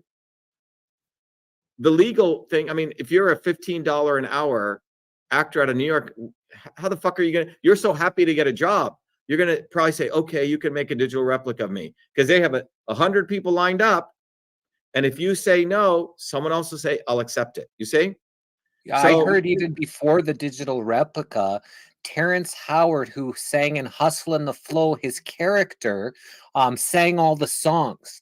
And so he didn't even get paid any royalties because they said the character owned that song and they owned that character. So he didn't get any royalties on anything because it was the character, not him, that sang the song. So that was one way that he was talking about how he got screwed even before now these AI replicas of them. Right. So now the AI replicas, the contract is very clever. It says you can negotiate. So the union is telling all these workers, oh, we've gotten you a great deal. But all of these 160,000 people are going to have to hire lawyers to negotiate. Well, the fuck is the purpose of the union? Now, the A-list actors are fine with this because they always negotiate anyway. They have the legal resources. It'll also give a guy like Tom Cruise not to make one Mission Impossible, but 10 in a year, because he can license his AI replicas. He'll have great lawyers who'll negotiate. But all the background actors, all these people are gone. Now, what's interesting is the head of this union raised money. Guess for who? $60 million for the Israeli Zionist fund. Defense Force. Wow. So here you have the union head of a workers' union creating this two-tier system. Remember what I said, that Zionism always creates two tiers, right? Chosen people and everyone else. Brahmanism, upper caste, lower caste. And this is happening right now. And it's, you know, I'll probably do some more videos on this, but what you have is that the whole goal, you know, as I wrap this up, is that those in power do not want us building an independent movement. They do not want someone like me with all the skills I was able to get, all the engineering knowledge, figuring out how to build a movement and educating people. I'm supposed to suck Zionist cock, and I don't, okay? I actually know how to build things and create things, and I can educate other people to do that. So our movement, Truth, Freedom, Health, is the only force on this planet that can change the tide, because history shows it is workers' movements that do it. And to everyone listening, don't think just because things get worse, they're going to get better. They're just going to keep getting worse. And so you have a lot of these people I know, a lot of people, a lot of money. Yeah, Shiva, things are just going to get worse. I'm putting my money into Bitcoin and gold. I'm building my bunker, right? Well, how's that going to help the rest of us? So the reality is there's only one way to change this. We have to build a bottoms-up movement. And in system science, it's called self-organizing systems. So the libertarians don't understand this. They don't understand this physics, okay? Again, people, you know, talk about, you know, like USA LLC Corp. Again, you're getting lost, okay? They have all sorts of structures. So people say, oh, yeah, we live in a corporation. Yeah, whatever. It's true. It doesn't matter. You know, we live on a flat earth. Okay, big fucking deal. The issue is, are you going to focus your energy and recognize without building a movement, we're all fucked? It's the movement. It's the movement you're building, not the actual, you know, hey, I'm going to be president. Because if enough people join in the movement, it doesn't matter who's head of the country. Well, the issue is my running for president, even if I wanted to win the presidency, it cannot occur without a movement. So what do I mean by that statement? That means good people who are actually capable people don't get to lead in the current imperialist capitalist system. They don't. So let me repeat again. The current capitalist system is not based on meritocracy. It is based on a plutocracy, okay? Of who fucks each other, who paid off each other, who sucks Zionist cock, okay? How much cocksucking you do gives you elevated. That's how this current system is based on. It is not based on, wow, this guy created the first email system. He worked hard. He came from nothing. He built this. It's not based on, wow, Jesse's an independent guy who does his own thing. Oh, let's support Joe fucking Rogan, who sucks off Ari Emanuel and gets to be on Spotify, right? That's where it comes from. Or Fucker Carlson, who comes from a CIA family. You say they're all part of a clique. So these people would never survive in a competitive world. And yet they talk about competition, right? So they actually have to diminish the people who are the real, frankly, the better ones, right? So that's what they're doing. So even if I wanted to be the leader of working people throughout the world, in the current system, it can only be done with a movement, Jesse. That's the point. Okay? So, but we build a movement, we win. But how do you build a movement? Well, there's three parts. What is the vision? Truth, freedom, health. They're all intersected. B, you have to do the work. You have to study. You can't think, I'm just going to wing it. I'm just going to go to a protest and say, ceasefire now, and everything's going to happen. No, because that ceasefire now slogan was created by a set of liberal Zionists to make you feel like you're doing something good. And at the end of the day, nothing's going to happen, right? So when you apply a systems approach, even in that issue, it's end the occupation of America. You want a free Palestine, you got to free America. Now that is a systems position that comes out when you look at the whole thing. Look, I've been an activist in this movement on the anti-Zionist stuff, and it always gets hijacked by these liberal Zionists. And that's what's, and because our movement now exists, Jesse, we can educate people so they don't get bamboozled again. So that's what we need. We need, yeah, someone says, as president, will you tell the truth? Look, if the earth, there's so many issues, Sonny, you could focus on, whether the earth is flat or not, whether there's this or that or this, all of these things, you know, end the Fed. Yeah, okay. Well, how are you going to do that? By just screaming, end the Fed? Oh, yeah, I'm against the Fed. Ron Paul, what the fuck did he get done? Nothing. His son, Rand Paul, took over it and sits on that issue. These people are not building bottoms-up movements and educating people how to do that, because that's the reality. That takes work. You got to get your fingers dirty. You got to go out and hand out flyers like we do. Here's a flyer, right? You got to go out onto the subway. You got to educate people. Look, they're killing your children, okay? The lifespan is going low. You have to have conversations. You have to go door to door. People don't want to do that because they've been taught to be lazy, get, you know, supplement checks, you know, watch the Kardashians. And that's the tide we're changing, Jesse, and it's happening. And it's happening very explosively. So people listening, go to truthfreedomhealth.com, become a warrior scholar, learn this. And then we're giving people another immediate opportunity, and that's global in the United States. Well, spend $5. Go get a little bumper sticker. Go to Shiva for President. Why is this important? You have to peel off this bumper sticker, and you have to put it on your back windshield on the lower left corner. Why is that important? Because this is a powerful statement. You're saying, fuck you to them. You're saying, I figured it out. My name is Jack, and I figured it out. Okay? I figured out how they're manipulating us. And this guy and this movement for Truth, Freedom, Health is about me. He's one of us. And you may try to manipulate me by putting Vivek the Snake, putting fucking Trump on, or putting Booby Kennedy, but I figured it all out. And this guy and this movement is a real thing. And therefore, yeah, someone says politicians ever fix anything because they don't have any skills to fix anything. They can't fix anything. They can't fix their lawnmower. They can't fix nothing. Okay.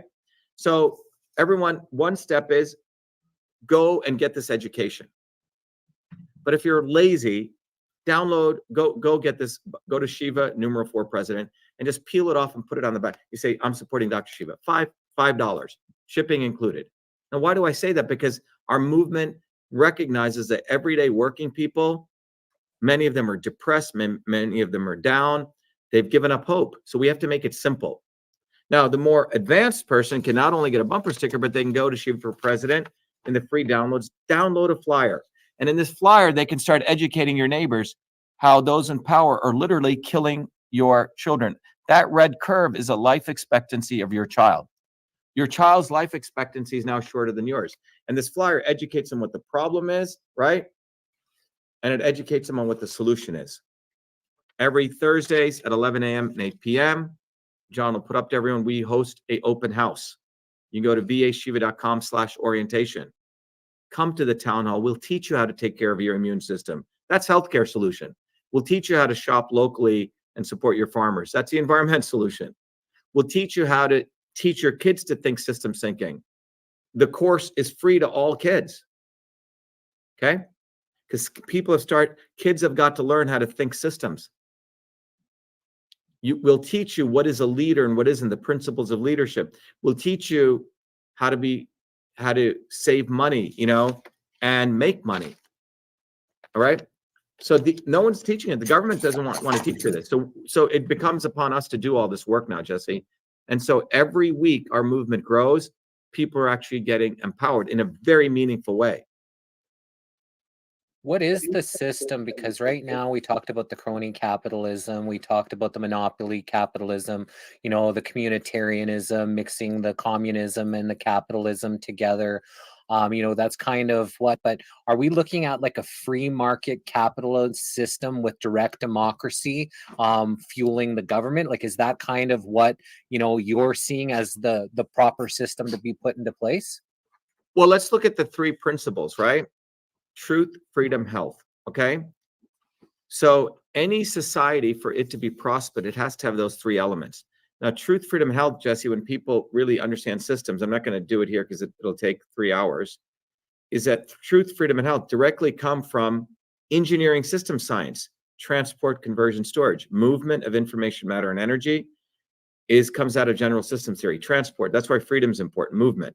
The second is conversion of one form to another. Crazy ideas to find out what truth is through the scientific method. Crazy ideas to innovate.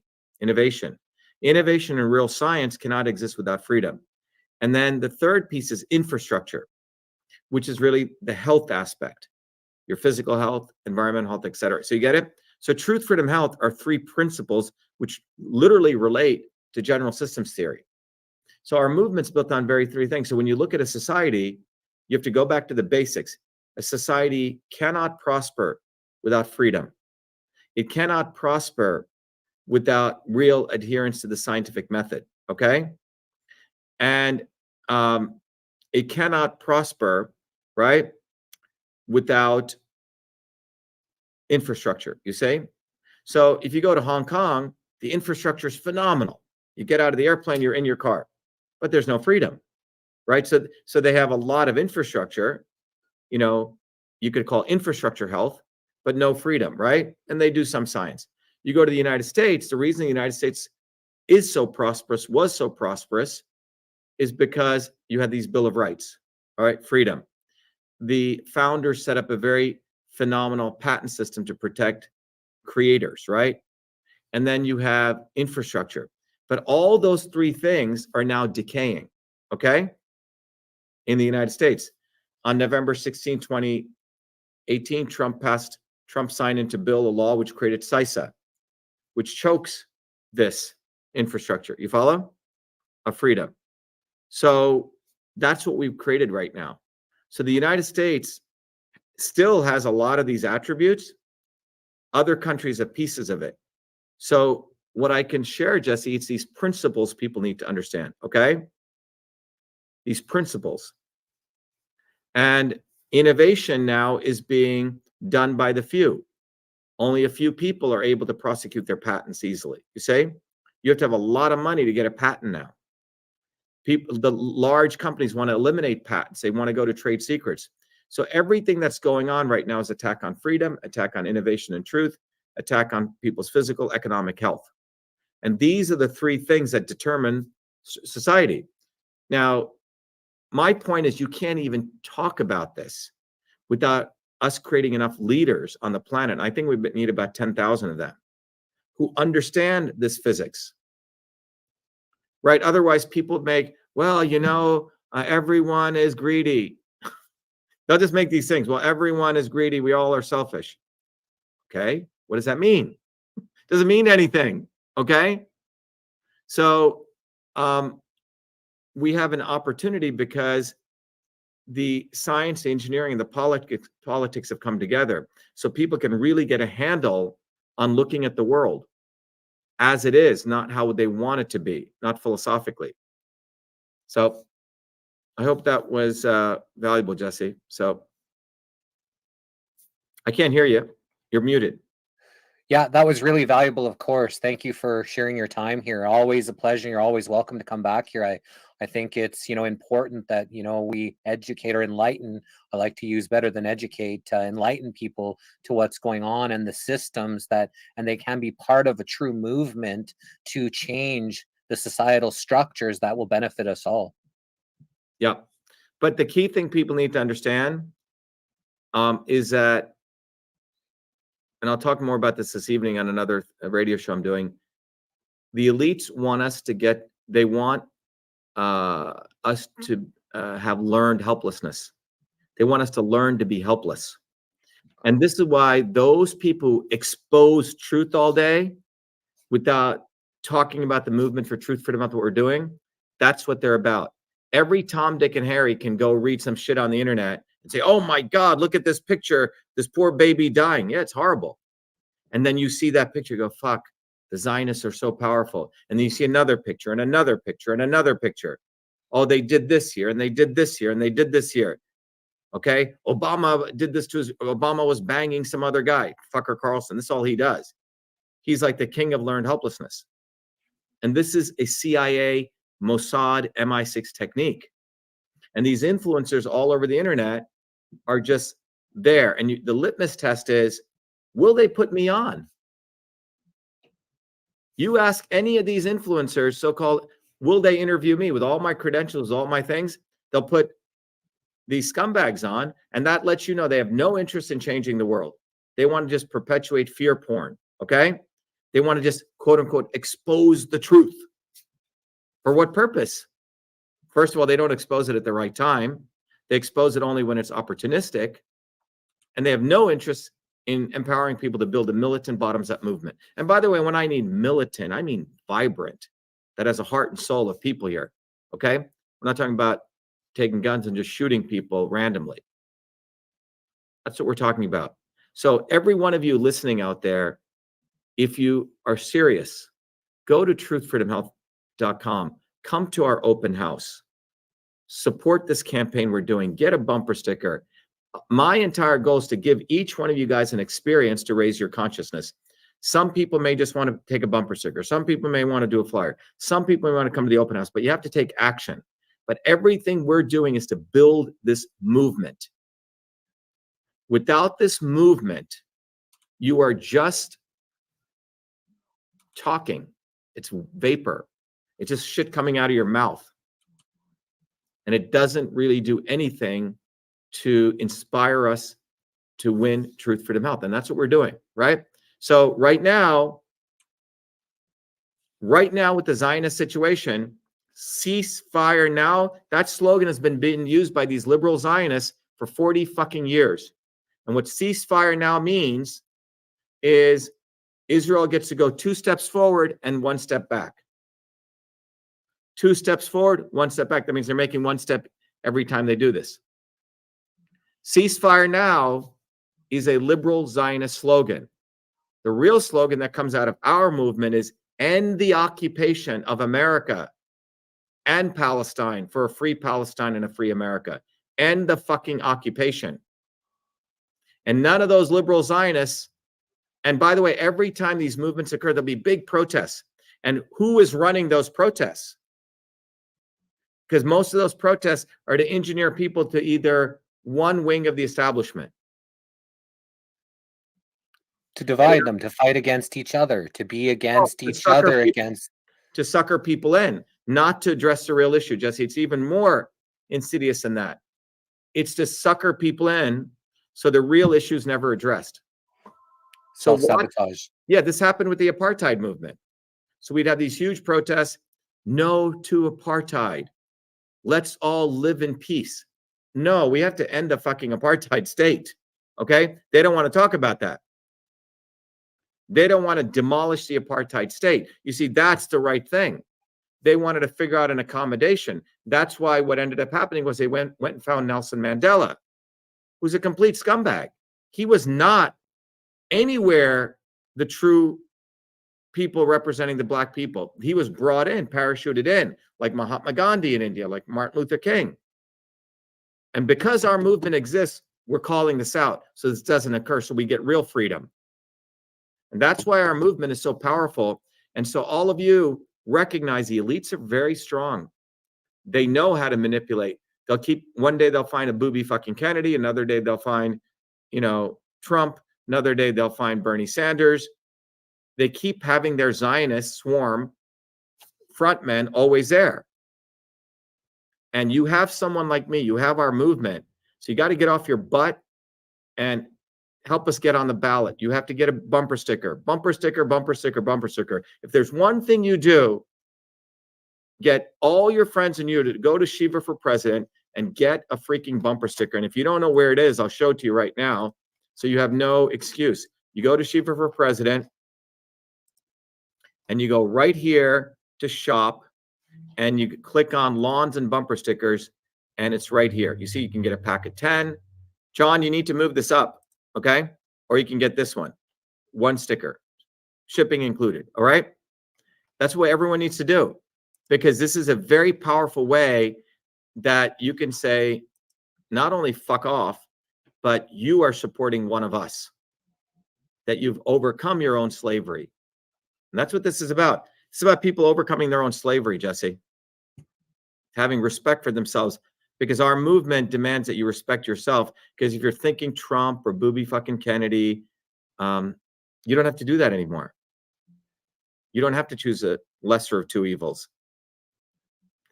All right, Jesse, I hope that was valuable. I'm going to, if you don't mind, I'm going to play our campaign video for your folks. Not at all. We have over 200 people live, and I imagine you probably have 200-300 people here right now. So if people go to Shiva for President and you go to the main page, again, everything we do here is done by volunteers, okay? Notice I haven't asked you for one penny. Have you noticed that, Jesse? I haven't said, give me money, give me money. What I've said is get educated or be enslaved. If you give us money, I give you educational programs so you can get educated. But let me play this video for you, and I hope it inspires all of you to get off your butts and know that finally you have one of us. Who would have ever thought I'd be running for president of the United States of America? I was born a low caste untouchable in India's caste system, a system of aristocracy, oppression, and racism. My name is Dr.SHIVA Ayadure. I'm an MIT PhD, a Fulbright scholar, a scientist, engineer, entrepreneur, and inventor. My family and I left India to come to America on my 7th birthday. I grew up in the working class neighborhoods of New Jersey, playing baseball, mowing lawns, painting houses, and coding software. My friends and neighbors are blacks, Italians, Irish, people of all races. As a 14-year-old, I wrote 50,000 lines of software code to create the world's first email system, and was awarded the first U.S. copyright for email, recognizing me as its official inventor at a time when copyright was the only way to protect software inventions. I did that long before I ever came to MIT, revealing that big innovations can occur anytime, any place, by anybody. Growing up, I saw politicians dividing us by race and religion in both America and India, to have us fighting each other while they remain safe in their gated communities and in their playgrounds of Hollywood, Martha's Vineyard, and Silicon Valley. I'm a fighter. I fought racism and exposed their imperialist wars, fought for workers, and put my life on the line against global corruption. I never wanted to run for political office. All that changed when I saw working Americans as never before being duped by the establishment and the not so obvious establishment. Across left and right, we were being sold out and made to forget why we came to America and why America existed. Lawyers, academics, billionaires, celebrities, and politicians, elites, Clintons, Kennedys, Bidens, Obamas, Bushes, black and white have hijacked America. They printed trillions for their friends. They delivered crumbling infrastructure, corruption, and racism. They've transferred trillions to themselves, dividing black and white, fear-mongering, and fake science, lockdowns and censorship, dirty air, food, and water, pushing drugs upon us, making us sicker. We've been sold out. One set of rules for them and another for us. We deserve a warrior with a history of courage and putting everything on the line for you, who believes in you, not them, who has created a movement bottoms up for truth, freedom, health. I've exposed their lies at the right time, never waiting until it was popular. I've exposed their false gods who exist to lead you back to them. I've exposed their fake science of lockdowns and masking and provided you solutions to fight them and win and protect your immune system, saving millions. I exposed Fauci, galvanized the Fire Fauci campaign when others remained silent.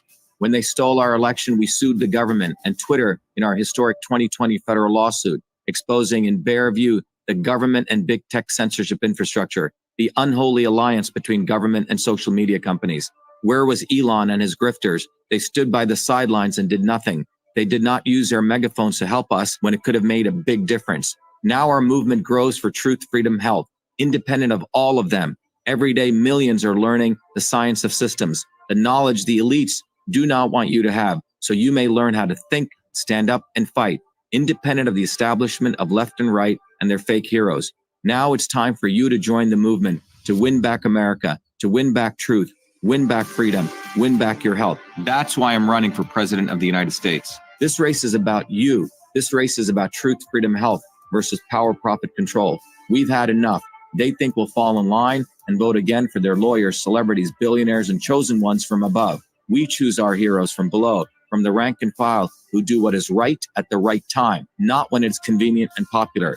They can never represent us. What America needs is a movement by the working people, for the working people, who are educated, organized, decentralized, and fight for independence from their systems of control. And that movement exists. It's ready for you. We don't need them. We need us to go bottoms up, neighbor to neighbor. My journey, your journey are all the same. It's our time. It's time we had one of us. It's time to win back truth, freedom, health, to win back America. Be part of this historic movement all the way to our victory on November 5th, 2024. If you're an American citizen, pledge your vote now for Dr. Shiva, the independent candidate for U.S. president. No matter where you live, you can be a part of this. Volunteer as little as 20 minutes a day. Don't delay. This is Dr. Shiva, and I approve this message paid for by Dr. Shiva for president.